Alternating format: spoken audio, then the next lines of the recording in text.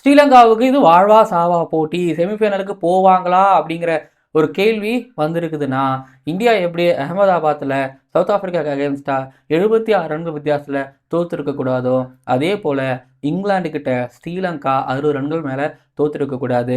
இப்போது net run rate இடிக்குது. இப்போது ஜெயிச்சே ஆகணுங்கிற முக்கியமான ஒரு சூழ்நிலையில் இருந்துக்கிட்டு இருக்கிறாங்க ஸ்ரீலங்கா. என்ன இன்னைக்கு நியூசிலாந்து கூட ஜெயிச்சிருவாங்களா? ஸ்ரீலங்கன் ஃபேன்ஸ் என்ன நினைக்கிறீங்க? ஒரு பாய்ச்சல் பாஞ்சிருவாங்க அப்படின்னு நினைக்கிறீங்களா? அன்னைக்கு ஆஸ்திரேலியா கிட்ட ஜெயிச்சாங்க, அதே போல ஒரு பாய்ச்சல் இருக்குமா? சிங்க பாய்ச்சல் இருக்குமா? கீழே வந்து கமெண்ட் பண்ணுங்க. அண்ட் செமிஃபைனலுக்கு கூப்பிட்டு போற அந்த பிளேயர் யாரா இருப்பாங்க ஸ்ரீலங்கால இருந்து அப்படிங்கிறது கீழே வந்து கமெண்ட் பண்ணுங்க. சேனலுக்கு புதுசா வந்திருக்கீங்கன்னா மறக்காம சப்ஸ்கிரைப் பண்ணிருங்க. நார்மல் ஸ்பீட்ல இல்ல, நீங்க 1.5x இல்ல 2x அப்படிங்கிற ஸ்பீட்ல பாருங்க. உங்களோட டேட்டாவும் நேரமும் இந்த கிரிக்கானந்தாவுக்கு ரொம்ப முக்கியம். வேற என்ன உங்ககிட்ட கேட்க போறேன், வீடியோக்குள்ள போலாமா? ஓவருக்கு 6 பால் தான், ஆனா நோ பால் போட்டா 7 பால். ஓடு ஐபிஎல் பப்பியா? ஜேனில் லேடிஸ் அண்ட் இந்த மங்காத்தால ICC men's T20 world cup 2026ல குரூப் 2ல சூப்பர் 8ல பிரேமதாசா ஸ்டேடியம்ல நடக்க இருக்கக்கூடிய ஸ்ரீலங்கா வெர்சஸ் நியூசிலாந்து போட்டியோட ப்ரீ அனாலிசிஸ் அண்ட் ப்ரிவ்யூ பார்க்க வந்திருக்கீங்க இந்த ஸ்பெஷல் கிரிக்கானந்தா ஷோவினிலே. கமெண்ட் பண்ணிட்டீங்களா? பண்ணலைன்னா வெயிட் பண்ணுங்க. வீடியோ முடிச்சதுக்கப்புறம் பார்த்து முடிச்சதுக்கப்புறம் நான் சொல்கிறதெல்லாம் கேட்டு முடிச்சதுக்கப்புறம் கமெண்ட் பண்ணுங்கள். யார் ஜெயிப்பா, ஸ்ரீலங்காவை யார் ஜெயிக்க வைப்பா அப்படிங்கிற கமெண்ட் பண்ணுங்கள். பார்ப்போம் எத்தனை பேர் சரியாக சொல்கிறீங்கன்னு. சரி, இப்போது நியூசிலாண்டுக்கும் சரி ஸ்ரீலங்காவுக்கும் சரி இது ஒரு வாழ்வா சாவா போட்டி தான். ஏன்னா நியூசிலாண்டுக்கு வந்து பார்த்தீங்க அப்படின்னா பாகிஸ்தானுக்கு அகேன்ஸ்டாக மழையினால அந்த போட்டி கைவிடப்படுறதால ஒரு பாயிண்ட் கொடுத்தாங்க. இப்போ இந்த போட்டியில் ஒருவேளை நியூசிலாந்து தோக்குறாங்கன்னா வெளியில் போக வேண்டியதான். ஏன்னா ஒவ்வொரு மேட்சும் நாக் அவுட் மேட்ச்சு. இப்போது ஸ்ரீலங்கா இங்கிலாந்து தோத்தது மட்டும் இல்லாமல் பெரிய ஒரு தோல்வி அடைஞ்சதுனால இப்போ நெட் ரன் ரேட் அடிபட்டு இப்போ இந்த போட்டியில் ஜெயிச்சே ஆகணுங்கிற நிலைமை தான். இப்போ நான் உங்களுக்கு பாயிண்ட்ஸ் டேபிள் சினாரியோ உங்களுக்கு நான் சொல்லிட்டேங்களா குரூப் 2ல. இப்போ ஸ்ரீலங்கா செமிஃபைனலுக்கு தகுதி பெறணும் அப்படின்னா இங்கிலாந்து வந்து அடுத்து அவங்க விளையாட போகிற நியூசிலாண்டுக்கு அகேன்ஸ்டா, அதுக்கப்புறம் பாகிஸ்தானுக்கு அகேன்ஸ்டா இப்போ இந்த வீடியோ பார்த்துக்கிட்டு இருக்கும்போது ஸோ இந்த ரெண்டு டீமையும் அவங்க பீட் பண்ணணும். இப்போ ஸ்ரீலங்கா இருக்கிறாங்கல்ல, அவங்க வந்து பார்த்திங்க அப்படின்னா இப்போ இந்த நியூசிலாந்து போட்டியை அவங்க ஜெயிக்கணும். அதுக்கப்புறம் வந்து பார்த்திங்க அப்படின்னா அவங்க பாகிஸ்தான் கூட ஆடுற போட்டியை அவங்க ஜெயிக்கணும். இந்த ரெண்டு போட்டியும் அவங்க ஜெயிக்கும் பட்சத்தில் இப்போ நியூசிலாண்டும் பாகிஸ்தானும் ஜெயிக்கக்கூடாதா? ஜெயிக்கக்கூடாது. ஆனாலும் ஜெயிச்சாலும் வந்து பார்த்திங்கன்னா பெரிய மார்ஜினில் அவங்க ஜெயிக்கக்கூடாது. அப்படி ஜெயிச்சாங்க அப்படின்னா பெண்டி பிரச்சனையாயிரும். சரி, ஓகே, இன்றைக்கி இப்போது ஒரு வேளை நியூசிலாண்டும் பாகிஸ்தானும் சொன்ன மாதிரி ஒரு மேட்ச் ஜெயிக்கிறாங்க அப்படின்னா, ஸ்ரீலங்கா 2 மேட்சும் வின் பண்ணுறாங்க அப்படின்னா, இப்போ இங்கிலாந்து 2 மேட்ச் வின் பண்ணிட்டு வந்திருந்திருப்பாங்க. அதுக்கப்புறம் ஸ்ரீலங்காவும் 2 மேட்ச் வின் பண்ணிட்டு வந்திருந்திருப்பாங்க. அப்படிங்கும்போது 2 டீமும் தான் குவாலிஃபைடு ஆவாங்க. சிம்பிள், ரொம்ப சிம்பிளாக வச்சுக்கலாம். இப்போ இங்கிலாந்து வந்து பார்த்திங்க அப்படின்னா ரொம்ப சிம்பிளாக வச்சுக்கலாம். இப்போ இங்கிலாந்து வந்து எல்லா மேட்சையும் வின் பண்ணுறாங்கன்னா ஏன்னா அவங்களுக்கு நியூசிலாந்து பாகிஸ்தான் கூட ஒரு மேட்ச் இருக்குது. இப்போ பாகிஸ்தானையும் நியூசிலாண்டையும் ஸ்ரீலங்கா பீட் பண்ணுறாங்கன்னா 2 டீமுமே தான் உள்ளே போவாங்கங்கிற நிலைமையில இப்போதைக்கு சினாரியோஸ் இருந்துக்கிட்டு இருக்கு. ஸோ இந்த போட்டியை ஸ்ரீலங்காவும் ஜெயிச்சே ஆகணும், நியூசிலாண்டும் ஜெயிச்சே ஆகணும். இதில் தோக்குறவங்க வெளியில தான். 3 மேட்ச்சில் 2 மேட்ச் தோத்தா வாய்ப்பே கிடையாதுங்கிற நிலைமை தான். அப்படிங்கிற நிலைமை தான் இப்போதைக்கு 2 டீமும் இருந்துக்கிட்டு இருக்கிறாங்க. பிரேமதாசால ஆட போகிறாங்க. சரி, இப்போது ஸ்ரீலங்கா உள்ளே போகணும் அப்படின்னா பிரேமதாசால என்ன பண்ணணும் அப்படின்னு கேட்பாங்க. ஸோ பிரேமதாசா பொறுத்த வரைக்கும் உங்களுக்கு தெரியும், ஒரு பக்கம் வந்து இல்லை ரொம்ப பெருசு 80 மீட்டர் 70 மீட்டர் சிக்ஸர்ஸ்லாம் நீங்கள் இங்கே பார்த்துருப்பீங்கன்னா அவ்வளோ பெருசு டைமென்ஷன்ஸ். ட்ரையாக இருக்கும், ரொம்ப ஷார்ட்டாக ஃப்ளாட்டாக போட்டால் மாட்டிப்பாங்க, ஸ்லோவாக வரும், நின்று வரும். அப்படிங்கிறது வந்து இங்கே சப்கான்டினென்ட் பிளேயர்ஸுகளோ இல்லை ஸ்பின்னை நல்லா ஆடுறவங்களோ பெரிய ஹேண்ட் பவர்ஸ் வச்சிருக்கிற பவர் ஹிட்டிங் வச்சிருக்கக்கூடிய நல்ல ஃபீல்டிங் டீம் வச்சிருக்கக்கூடியவங்க இங்கே ஜெயிக்கிறதுக்கு வாய்ப்பு இருக்குது. ஸ்பின்னர்ஸோட எக்ஸிக்யூஷன் பிளான் இங்கே வின் பண்ணிடுச்சு அப்படின்னா அந்த டீம் ஜெயிச்சிருவாங்க. இப்போ ஸ்ரீலங்காவை எடுத்துக்கிட்டிங்கன்னா அவங்க ஃபஸ்ட் பேட்டிங் பண்ணலாமா இல்லைனா சேசிங் போகலாமான்னா எனக்கு ஸ்ரீலங்கா சேசிங் பண்ணுறதுல பயமாக இருக்குது. எனக்கு ஸ்ரீலங்கா ரன்னை டிஃபெண்ட் பண்ணுறதுல பயமாக இருக்குது. இதே கிரவுண்டில் தான் ஜிம்பாப்வே கிட்ட இவங்க 175 டிஃபெண்ட் பண்ணாமல் தோத்தாங்க. ஆமாம், அது முடியாமல் ஒரு தோக்கிறத பார்க்க முடியுது.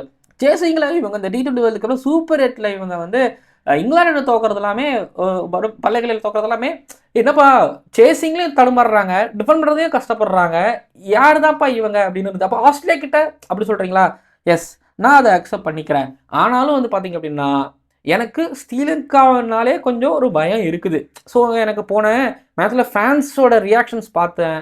அதுக்கப்புறம் அந்த 3 T20 மேட்ச்சில் வந்து கடைசி T20 மேட்சோட ஃபேன்ஸோட ரியாக்ஷன்ஸ்லாம் பார்க்குறேன்.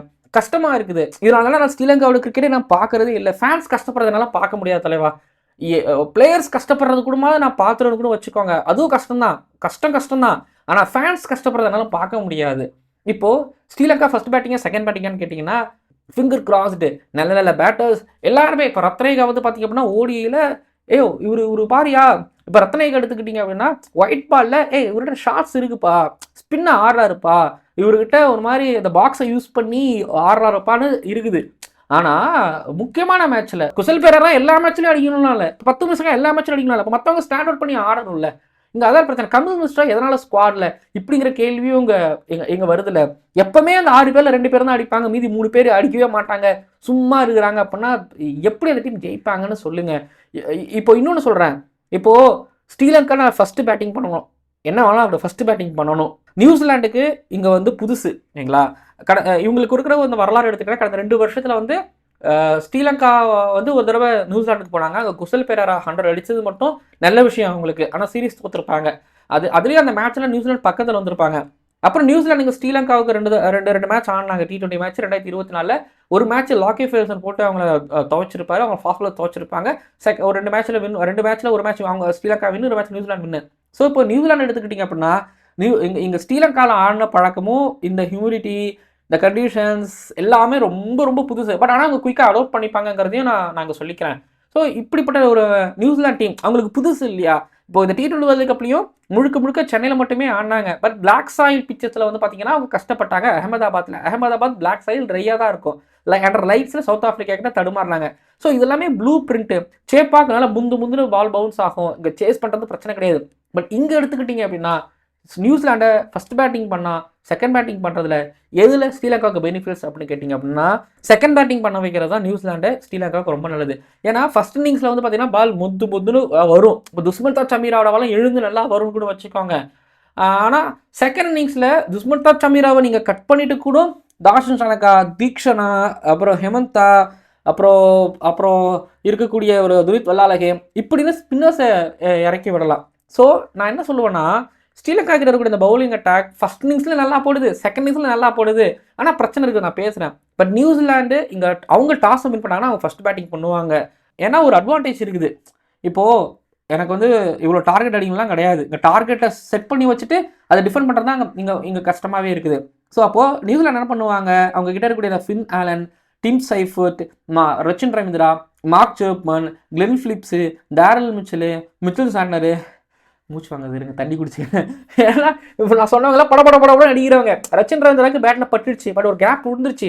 சரி, அவர் மட்டும் தான் நீங்கள் வெளில வைக்க முடியும். மற்றபடி இங்கே எல்லாரும் ஸ்பின் ஆடுவாங்க, மற்றபடி வந்து பார்த்தீங்கன்னா நல்லா ஸ்ட்ரைக் ரேட்டில் ஆடுவாங்க. ஈவன் உங்களுக்கு டேரல் மிச்சல், ரச்சின் ரவீந்திரா தவிர மற்றபடி எல்லாருமே நல்லா ஸ்ட்ரைக் ரேட்டில் ஆடுவாங்க. பட் ஒரே ஒரு கேள்வி இருக்கு. பெரிய சிக்ஸ்லாம் அடிப்பாங்க பாஸ், பட்டுச்சுன்னா பெரிய சிக்ஸ் அடிக்கிறதுக்கு தயங்க மாட்டாங்க. ஹேமர் பண்ணுவார், கிளென் பிலிப்ஸ் சொல்லிக்கிறேன். Daryl Mitchell spinner, reverse sweep நல்லா ஆடுவார், நல்லா கால் ஓப்பன் பண்ணிட்டு அகட்டை ஓப்பன் பண்ணிட்டு மிட் விக்கெட்டில் அடிக்கிறதுக்கு கெப்பாசிட்டி இவர்கிட்ட இருக்குது. பட் இங்கே ஸ்ரீலங்காவோட பவுல் இவங்களை பற்றி பேசும்போது ஸ்ரீலங்கா கிட்ட அவங்களால மோதுறதுக்கு அதிகமான வாய்ப்புகள் இருக்கு. இப்போ துஷ்மந்தா சமீரா எனக்கு நியூ பால்ல விக்கெட் எடுக்கிறாருங்கிறத தாண்டி கேப்டன் தூக்கி பால் கொடுப்பாரு ஒரு 14 ஓவரில் 15 ஓவரில், அப்போ விக்கெட் எடுத்து கொடுக்குறாரு. இது வந்து நான் பும்ரா கிட்ட பார்த்துருக்கிறேன், இது வந்து முக்கியமான டீம் பவுலர்கள்ட்ட நான் பார்த்துருக்கேன். ஈவன் நீங்கள் இங்கீடி மார்க்கோ யான்சன் அந்த வகையில் துஷ்மந்தா சமீரா நல்லா போட்டு வந்துட்டு இருக்கிறாருங்க.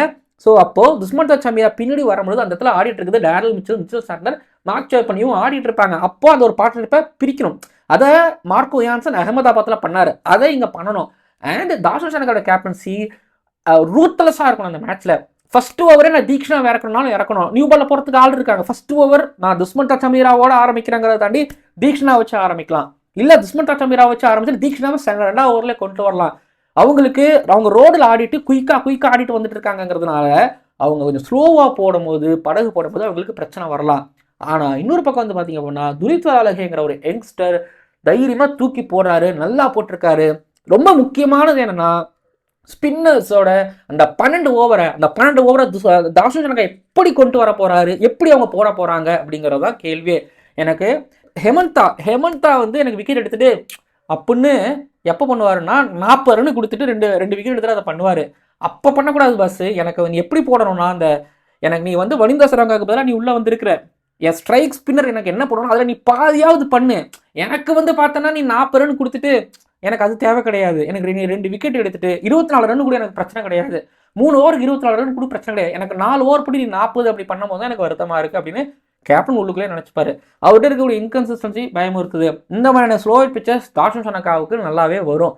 இங்கே பாருங்க, கொடுக்கக்கூடிய ஒரு ரன்ஸும் ரொம்ப ரொம்ப முக்கியம். எதர் நியூசிலாந்து ஃபர்ஸ்ட் டாஸை வின் பண்ணி பேட்டிங் எடுத்துட்டாங்க அப்படின்னா 170-180 போச்சுன்னா பெரிய பிரச்சனையாயிரும் பாஸ். என்ன நியூசிலாண்டு பவுலிங் அப்படின்னு நீங்கள் சொல்லலாம். ஆனாலும் நான் சொல்லுவேன், சேப்பாக்கில் நான் பார்த்தேன், நீங்கள் ஸ்ரீலங்கா வீடியோ நீங்கள் பார்ப்பீங்க, சேப்பாக் ஃப்ளாட்டாக இருக்குது. ஆனால் அந்த கண்டிஷன்ஸ்லையும் வந்து பார்த்தீங்க அப்படின்னா அவங்க எந்த டீமே 200 ரெகுலராக அடிக்க உள்ள, அவங்க ரெகுலராக 200 கொடுக்கவும் இல்லை. மொதல் பவர் பிளேயில் அடி விடும், 50 ரன் கொடுத்துருவாங்க. ஆனால் அடுத்த ஒரு 14 ஓவர் அவங்களோட ஓவர் தான். சாண்ட்னர் வந்துடுவார். அதுக்கப்புறம் வந்து பார்த்திங்க அப்படின்னா கிளென் ஃபிலிப்ஸும் ரச்சின் ரவீந்திராவும் ஒரு ஓவர் போடுவாங்க. அப்போ எப்படி போடுவாங்க அப்படின்னா ஃபர்ஸ்ட் பால் 6 போகும், ஃபர்ஸ்ட் பால் 4 போகும், அடுத்த 5 பால் ஒன்றும் பண்ண முடியாது. விக்கெட் வரலாம், ஆனால் பவுண்டரி வராது. ஒன்று ரெண்டு ரன் வரும், ஆனால் 4-6 அங்கே வரவே வராது. போட்டு போயிடுவாங்க. அவங்க ஒரு 3 ஓவர் முடிச்சிருவாங்க. அவங்க ஒரு 3 ஓவர் முடிச்சிட்டாங்க அப்படின்னா இந்த ஸ்லோவர் விக்கெட்டில் டேரல் மிச்சல் ஏன் எடுத்துகிட்டு வர மாட்டாங்க? ஏன்னா நீங்கள் சிவம் துபே போட்டாருங்கும் போது இங்கே ஏன் எடுத்துகிட்டு வர மாட்டாங்கிற கேள்வி எனக்கு வருது. மேட் ஹேண்ட்ரி கொஞ்சம் லைட்டாக மூவ்மெண்ட் காட்டுது, ஃப்ளட் லைட்டில் ஆர்பிஎஸ்ல கொஞ்சம் லைட்டாக மூவ்மெண்ட் காட்டுறது நான் பழைய கிரிக்கெட்டர்ஸ் பேசி கேள்விப்பட்டிருக்காங்க போது. ஸோ இனிஷியலாக லாக்கி ஃபெர்கூசன் இந்த மேட்ச்சில் வந்து பவுன்ஸ் ஏற்றி அன்னைக்கு எப்படி ஜோஃப்ரா ஆர்ச்சர் வந்து 10 மினிட்ஸுக்காக எடுத்தாரோ, குசல் மெண்டீஸையும் அதுக்கப்புறம் அவங்களோட மேலே இருக்கவங்களையும் ஆர்ச்சர் வச்சு எடுத்தாங்களோ, அதே போல் ஒரு வேளை வாய்ப்பு இருக்கா? ஸ்ரீலங்கா கிட்ட அவங்க ஸ்பின்னர்ஸ் ரன்னை கொடுத்தாலும் அவ்வளோ தைரியமாக போடுறாங்க. பட் அன்னைக்கு நடந்தது ஓகே, நீ ஜிம்பாப்வேக்கு நடந்தது ஓகே, நான் விட்டுருங்க. பட் எனக்கு ஸ்ரீலங்காவோட பவுலிங் வந்து எதர் பேட்டிங்கை காட்டிலும் செகண்ட் இன்னிங்ஸ் ஃபர்ஸ்ட் இன்னிங்ஸ் ரெண்டுத்துலையும் போட்டுறாங்க. பட் ஸ்ரீலங்காவோட batting first innings second innings ரெண்டுத்துலையும் எனக்கு பயமாக இருக்குது. ஸோ இங்கே வந்து கேப்டன்சி ரொம்ப முக்கியம். அதை தாண்டி ஃபீல்டிங், கேட்சை எங்கேயும் விட்டுறவே கூடாது, யாருக்கும் விட்டுறக்கூடாது. நீங்கள் ரச்சின் ரவீந்திராக்கு கேட்ச் விட்டிங்கன்னா பார்ட்னர் பில்ட் பண்ணி கொடுத்துட்டு போறாரு. கிளென் ஃபிலிப்ஸுக்கு நீங்கள் கேட்ச் விட்றீங்கன்னா 20-30 ரன் எக்ஸ்ட்ரா ஒரு 10 பால் அடிச்சுட்டு போயிடுவார். டிம் சைஃபர்ட்டுக்கும் ஃபின் ஆலனுக்கும் நீங்கள் கேட்ச் விட்றீங்கன்னா 30 ரன் அப்புறம் அவங்க குறைஞ்ச பாலில் அடிச்சுட்டு போயிடுவாங்க, பவர் பிளேயில் அடிச்சுட்டு போயிடுவாங்க. ஸோ கொடுமையிலையும் கொடுமை நியூசிலாண்டு வருவாங்க, மொதல் 6 ஓவரில் ரன்னு கொடுப்பாங்க, ரன்னு போயிடும். ஆனால் அடுத்த 7ஆவது ஓவர்லேருந்து 20ஆவது ஓவர் வரைக்கும் கழுத்தை பிடிச்சிருவாங்க. சூப்பராக இருக்க போகுது இந்த மேட்ச்சு, டவுட்டே கிடையாது. ரிப்பீட் பண்ணுறேன், துஸ்மர்தா சமீராவோட நியூ பால் அண்ட் ஸ்ரீலங்கா ஸ்பின்னர்ஸோட மிடில் ஓவர் ஸ்பின். இங்கே ஸ்பின்னர்லாம் ஆடுறவங்களும் இருக்காங்க நியூசிலாண்டை பொறுத்த வரைக்கும். என்ன பண்ணுறாங்கன்னு பொறுத்திருந்து பார்க்கலாம். பிச் ரிப்போர்ட் அப்புறம் வெதர் ரிப்போர்ட் கடைசியாக சொல்கிறேன், மழை வராது அப்படிங்கிற மாதிரி தான் இது வரைக்கும் பார்த்துருக்குறேன். மழை வரும், பார்த்து சொல்லுங்கள் இலங்கை நண்பர்களே, சொல்லுங்கள், பார்த்துட்டு சொல்லுங்கள் மழை ஏதாவது வருமா அப்படின்னு நீங்கள் வந்து கீழே வந்து கமெண்ட் பண்ணுங்கள்.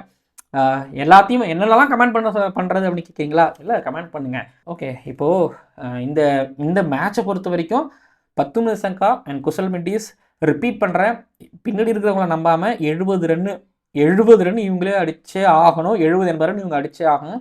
100 ரன் அடித்தாலும் பிரச்சனை கிடையாது. அப்போ தான் ரத்னேகேவோ அப்படி இல்லைன்னா ஒரு பின்னாடி ஒரு கமிந்து பெண்டிஸோ, எப்பா எனக்கு இப்போ தான் பேரெல்லாம் சொல்ல தான் ஒரு கமிந்து பெண்டிஸ்லாம் இருக்கார். ஏன் இருக்கார் அப்படின்னு கேட்குற மாதிரி இருக்கார். இங்கே கையை சுற்றி ஸ்பின்னர்ஸ் போடுறதுக்கு இங்கே பாருங்கள், இந்த ஸ்ரீலங்காவோட இந்த மாதிரி ஆர்பிஎஸ்ஸு அப்புறம் எஸ்எஸ்சி அப்புறம் பல்லேகில்லே இங்கெல்லாம் வந்து சாதாரண ஸ்பின்னர் வந்து போட்டாலே ஒரு மாதிரி அஸ்வின் மாதிரி தெரிவாங்க, முரளிதரன் மாதிரி தெரிவாங்க. இப்போ எங்களுக்கு வந்து முரளிதரன் தேவையில்லை, எங்களுக்கு வந்து சனத் ஜெயசூர்யா மாதிரி ஏதாவது டக்கவுட்டில் ஒரு மனுஷன் உட்காந்துருக்காரு, பெரிய மனுஷன், அந்த மனுஷன் மாதிரி ஒரு அடிக்கிறதுக்கு ஒரு ஆள் வேணும்.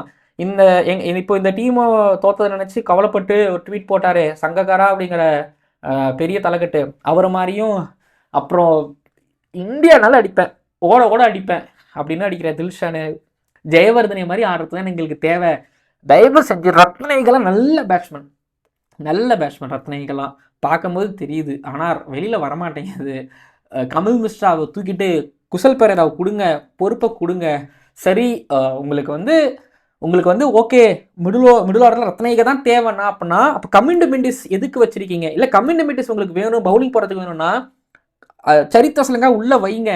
மேலே எக்ஸ்பீரியன்ஸ், கீழே எக்ஸ்பீரியன்ஸ், என்ன குறை, என்ன வளம் இல்லை இந்த நாட்டில் அப்படின்னு தான் நான் கேட்பேன். இந்த மேட்சில் பார்த்தோம்னா முக்கியமான மேட்ச்சு குசல் பெரேரா அடிக்கிறாரோ இல்லையோ, எக்ஸ்பீரியன்ஸுக்காக வைங்க. சரித்த ஸ்ரீலங்கா அவரும் பவுலிங் போடுவார். இவ்வளோ வச்சிருக்கிறாங்கும் போது ஸ்ரீலங்கா எப்படி தூக்குறாங்க தெரில. இதனால தான் வர ஆப்ஷன் வின் பண்ணிட்டு போகிறாங்க. ஆனால் ஒன்று சொல்கிறேன், நான் சொல்லுவேன் கண்டிஷன்ஸ் ஸ்ரீலங்காவுக்கு ஃபேவராக இருக்கும். அப்புறம் வந்து பார்த்தீங்க அப்படின்னா நியூசிலாண்டு இது வரைக்கும் இங்கே விளையாண்டது இல்லைன்னு நான் சொல்லுவேன். ஆனால் இந்த நியூசிலாந்துக்காரங்க வந்து கண்டிஷன்ஸ் நம்ம அலோவ் பண்ணிப்பாங்க. அப்புறம் இன்னொன்று சொல்கிறேன், கடைசி வரைக்கும் ஃபைட் பண்ணுவாங்க, அவ்வளோ சீக்கிரம் விட மாட்டாங்க. 90 ரன்னா அந்த 90 ரன்னையும் வந்து பார்த்தீங்கன்னா இவங்க டிஃபெண்ட் பண்ணுறதுக்கு ஃபைட் பண்ணுவாங்க. ஸோ மேட்ச் செம்ம குருஷாக இருக்க போது. Finger crossed. நான்லாம் கொழும்புல ஸ்ரீலங்காவில் இருந்தேன்னா அந்த மேட்ச்சை பார்க்குறதுக்கு வந்துடுவேன். ஓகே, யார் ஜெயிப்பாங்க? ஸ்ரீலங்கா 51% ஜெயிக்கிறதுக்கான சான்ஸ் இருக்குது. நியூசிலாந்து 49% ஜெயிக்கிறதுக்கான சான்ஸ் இருக்குது. பார்ப்போம். அந்த குரூப் 2லேருந்து செமிஃபைனலுக்கு போகிற 2 டீம், ஒன்று எஸ்சினாலேருந்து அண்டு சப்கார்னர்லேருந்து எத்தனை டீம் போக போகிறாங்க. அங்கே சவுத் ஆஃப்ரிக்கா, வெஸ்ட் இண்டீஸ் அவங்க போகிற மாதிரி தான் இப்போதைக்கு எல்லாமே ரெடி ஆகிட்டு இருக்காங்க. இந்தியா எங்கேயும் இல்லை, அங்கே தான் இருப்பாங்க. ஐபிஎலுக்கு ரெடி ஆவாங்க. பார்ப்போம். அப்புறம் இன்னொன்று சொல்லிக்கிறேன், இப்போது ஸ்ரீலங்காவுக்கு இன்னொரு நல்லது சொல்லியிருக்கிறாங்க. என்னென்னா, ஒருவேளை பாகிஸ்தான் செமிஃபைனல் குவாலிஃபைட் ஆகலை, ஸ்ரீலங்கா குவாலிஃபைட் ஆகிறாங்கன்னா இங்கே ஸ்ரீலங்காலே செமிஃபைனல் நடத்திக்கலாங்கிற மாதிரி சொல்லியிருக்காங்க. செமிஃபைனலுக்கும் ஸ்ரீலங்காவுக்கும் ஒரு கனெக்ஷன் வருது, நடக்குது, நல்லது நடக்குது. பார்ப்போம். சரிங்க, வீடியோ நிறைவடைகிறது. மறக்காமல் சப்ஸ்கிரைப் பண்ணிடுங்க, கமெண்ட் பண்ணுங்கள். ஸ்ரீலங்கன் மக்களே, நிறைய பேர் சப்ஸ்கிரைப் பண்ணிட்டு இருக்கீங்க, நிறைய பேர் உங்களுக்கு கருத்துக்களை தெரிவிச்சிட்டு இருக்கீங்க. ரொம்ப ரொம்ப ரொம்ப ரொம்ப நன்றி. ரீசன்ட் பாஸ்ட் டைமில் நம்ம சேனல் நல்ல க்ரோத்தை தொட்டுக்கிட்டு இருக்குன்னா அதுக்கு காரணம் நீங்கள். நன்றி தெரிவிச்சுக்கிறேன். ஸோ பார்ப்போம். அண்டு நல்ல ஒரு மேட்ச் இருக்க போது ரெடியாக இருந்துக்கோங்க.